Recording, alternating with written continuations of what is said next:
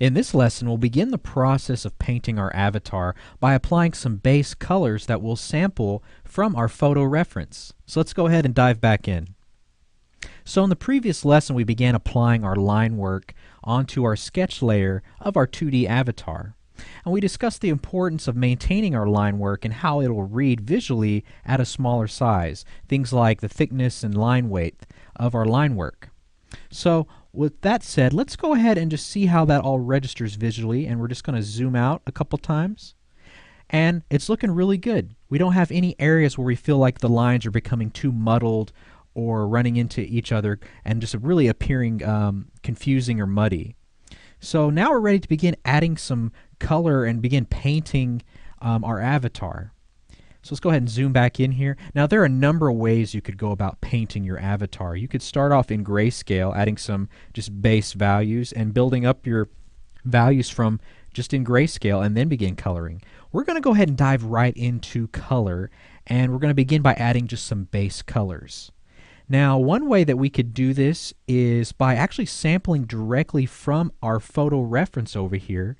Since we do have a reference, this may allow us an opportunity to be a little more accurate when painting this avatar by sampling directly from this photo. So what we'd like to do first is just making sure we click on our tab up here for the window containing our photo.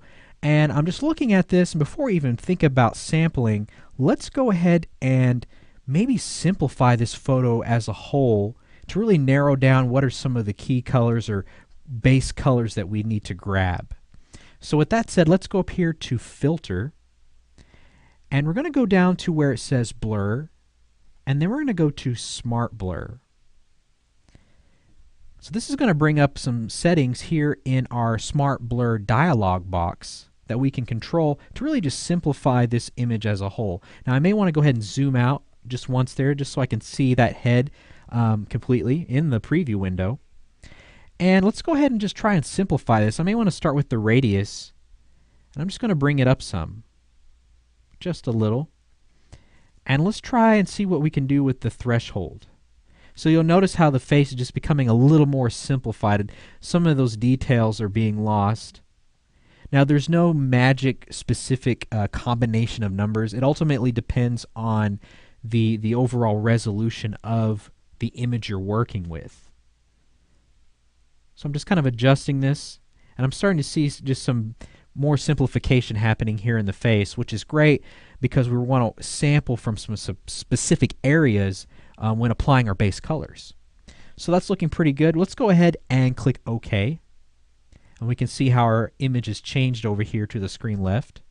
And I'm going to go ahead and go to my tool panel, grab my brush tool, and I'm going to want to go ahead and change my brush tip settings. So I'm going to go to my brush panel, and this time I'm going to turn off transfer. So I'm just going to check that box, uncheck it next to transfer.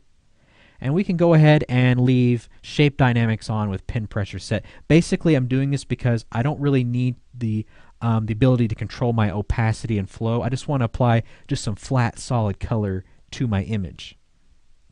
So with that said, let's go ahead and click on our tab here, make sure we're working on our canvas. And you'll notice that I added a layer over here in my layers panel called, I've titled it BG or background. Let's go ahead and turn the visibility on for that. And I basically just filled that with kind of a medium gray value. And this is just going to allow me to focus on my base colors a little more clearly as I'm applying them. I usually don't like to begin painting with just a white canvas as a background. So that's something you may want to try. Now we're going to want to make actually a new layer over here in our layers panel, and we're going to want to title this layer, and we'll just call it color block because we're just going to be blocking in these colors. And so making sure that layer is selected, let's go over here to our reference photo, and I'm just going to go ahead and hit Alt while I'm still on my brush tool, and this is going to allow me to use the eyedropper tool so we can just sample from different areas. So I may want to, I'm noticing that there's a pretty consistent color right up here on the forehead and really in different areas throughout the head. So I may just want to sample from somewhere up there. And we'll use that color as kind of our base color starting out on the head here. So I'm just going in and filling in this base color. I may want to increase my brush size just a little bit. I'm just right clicking on the canvas and bringing up my brush tip picker there.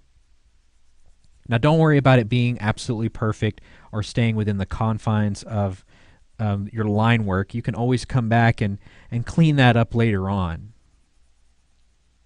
So the base color that I've selected, it's kind of a lighter color. And I'm kind of approaching this kind of like I would if I were doing a watercolor painting. With watercolor, it's really necessary to start out working light and build up from that. Start adding in darker values from that. You can't really go in reverse. Now this is just one way of doing it. I mean, we could approach it a number of ways, but you may find this process useful. So we've got all of our skin base color blocked in. Let's go ahead and sample some for the hair. So just going back over here to my reference image, I'm just going to sample for probably a lighter area over here in his hair. And going back to my image over here, we'll just go ahead and fill in the entire hair area. And again, I turned off my pressure sensitivity for opacity and flow in my brush panel because I don't really need to control that right now. I just want to apply these base colors, just solid flat color. So we're just going around. I'm not going to worry too much about it being absolutely perfect. I can always come around later on and just clean that all up. So we're just fleshing out, filling in all this color for his hair. And again, this is kind of a medium to dark color. It's not super dark. We're going to build up those darker values later on in his hair. And we may want to just go ahead and use this same color for the eyebrows. I think that would be suitable. So I'm just zooming in here. May want to reduce the size of my brush just a little. And I'm just coming in here and filling in these eyebrows. Very good. Let's go ahead and fill in the eyes as well. And I may want to go ahead and sample from over here again on my reference photo.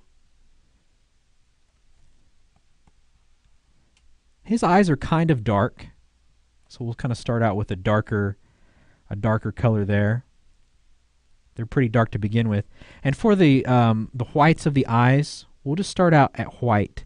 Now, if you look in the reference photo, if you really look at those eyes, they're not completely white around in these areas over here. If you really look at it just by themselves, they're kind of a gray. Now, for the avatar, again, as I've mentioned in previous lessons, we're trying to think what reads well at a small size. So we may want to think about the whites of the eyes as we move forward later on and how well they read at a small size. So just zooming out here, everything's looking good thus far. Let's go ahead and block in some color for this lip and mouth area.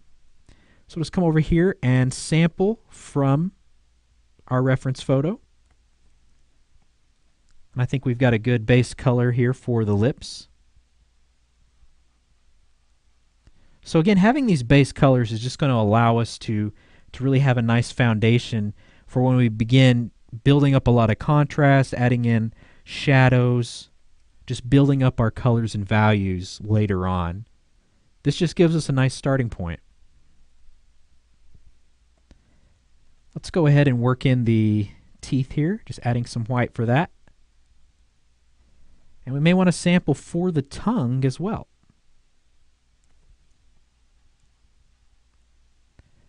So since we've been working from a photo reference, again, just being able to this kind of gives us a jump start, just sampling directly from the photo without us having to really think about or make a lot of guessing and applying these colors. So I'm just adding white for the shirt. Again, this is another reason why I created that background with kind of a medium gray value. This way I can be pretty certain that I'm filling in this area completely with white. Whereas if I uncheck the visibility of my background layer, it kind of really becomes confusing what areas I'm painting that white in. And we don't want to rely on our default background layer for any kind of white values. That can really trip us up later on, especially when we're ready to isolate the avatar by itself, ready to finish it up. If we take away that white background, we're going to see a lot of little gaps here and there. So I try not to rely on that white background at all when I'm painting. Alrighty. Well, I think we're at a good stopping point. We've got our base colors added in for our 2D avatar. In the next lesson, we'll start building up our colors and values and start fleshing out and painting our avatar. So we'll see you then.